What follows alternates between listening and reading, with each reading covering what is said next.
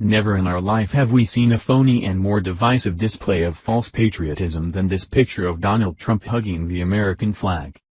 Watching the news, it would seem as though our country is coming apart at the seams.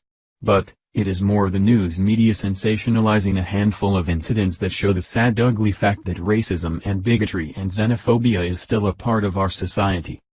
Donald Trump and the Republican Party are the ones pushing this agenda in America. Donald Trump says he's for Americans and he wants to change the system, and that would be well and good if he truly meant it. The sad fact is Donald Trump has never had America's interests at heart. He and the Republican Party he represents want to protect your Second Amendment rights at the expense of the First Amendment. We too want to protect our Second Amendment rights as we have no intention of giving up all the weapons we have. But, we also want to keep guns out of the hands of children, criminals, and psychotic zealots, giving the police the tools and the information they need to ensure the safety of every American while ensuring that our guns can never be taken away from us without due process of the law. We too want to protect American rights our forefathers fought and died to give us, but we want to protect all our rights, not just some of them. The First Amendment protects our right to free speech, and the freedom of the press, and the freedom to worship who, what, and how we may. It is not selective of who it protects all of us, red, white, black, yellow, regardless of what we believe or how we choose to live our lives. There are things that a number of us don't agree with, but we are committed to defend with our lives a person's right to choose their own path as long as that path does not impinge upon the rights of others. The Republican Party and Donald Trump's message is one filled with hate and fear directed towards anything and anyone different. They want to control the lives of every American through that fear, and the only way they can do that is to strip us of our rights little by little, until one day America wakes up with no rights at all. They ultimately want to put every American under a microscope in order to crush any act or thought of dissension that threatens their ideal of what America should be, ultimately forcing our compliance.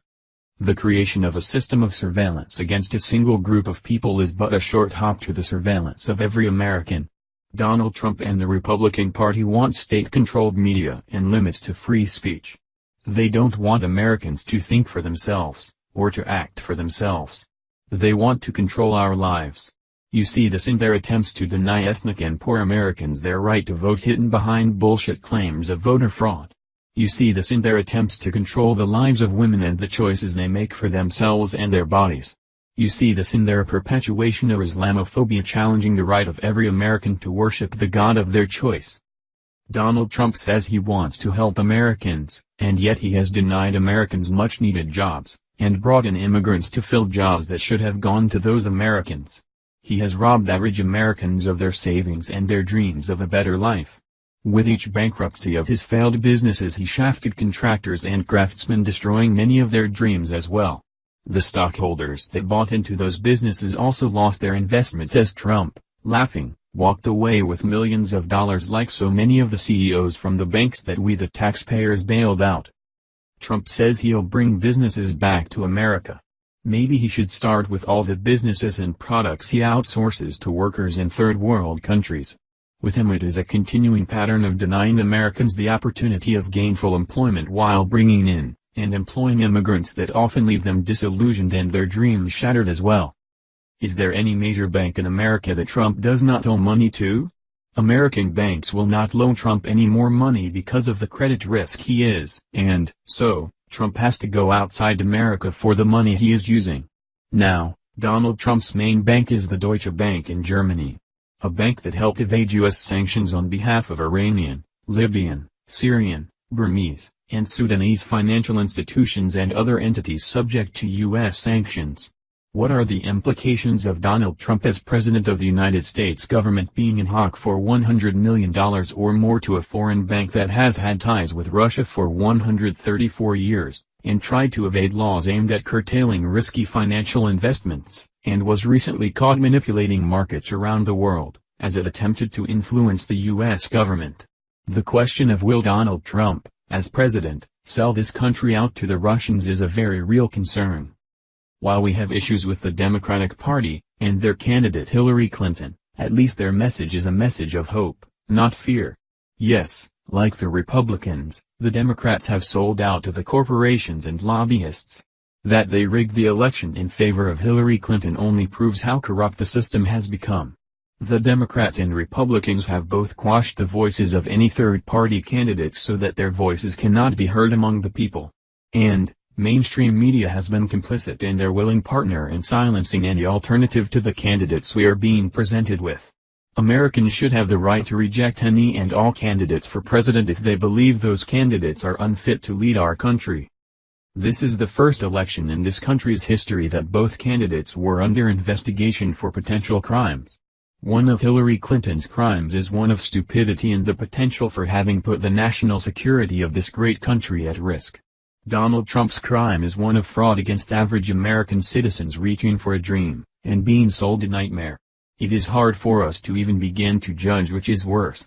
The fact that both of these candidates for president were under investigation for some pretty serious crimes should have disqualified them both.